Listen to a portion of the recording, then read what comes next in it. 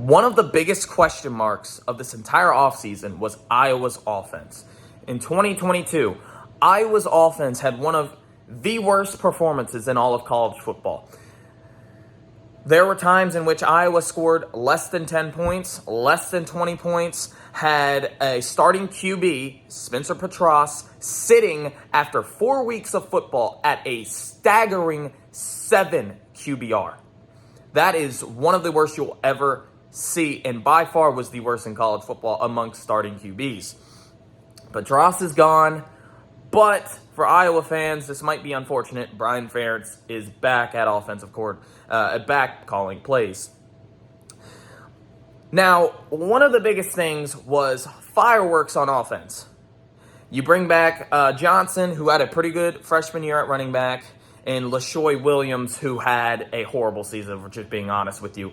Over 100 carries, just 3.6 yards per carry. But Johnson looks like he's going to be the clear starter coming in for, I believe, this is going to be his sophomore season.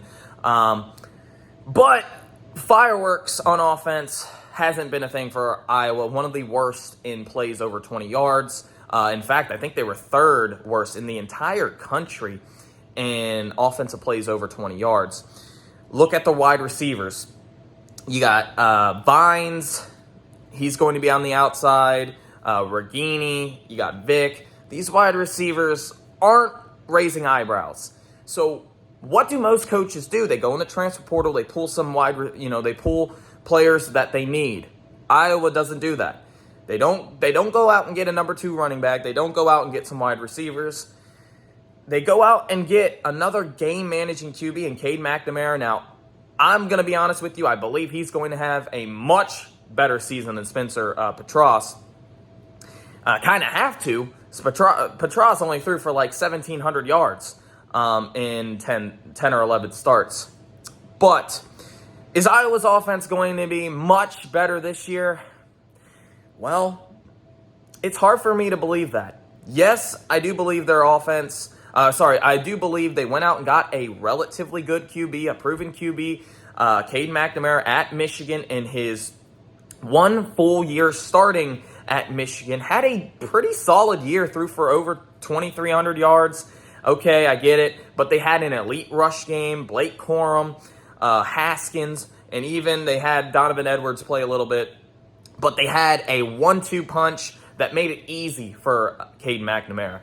Now, the offensive schemes amongst Michigan and Iowa aren't the exact same. Michigan runs a higher level offense, has much better wide receivers, much better offensive line, and obviously running backs, and now a better QB. But it was but Iowa's offense is kind of a dumber down version of it, and I'm just being honest with you guys. I think Iowa's offense is going to be horrible yet again. I think one of the biggest mistakes Ferentz made this past offseason was keeping his son at offensive coordinator.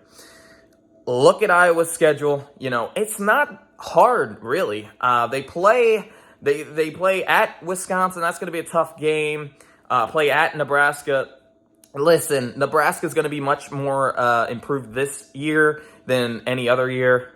I mean, I'm willing to bet on that. I'm willing to bet they're going to win over 5 games, but they're going to have a pretty good offense. Wisconsin, this is a team you can really compare Iowa to, simply because scheme and philosophy-wise, they were both rather similar.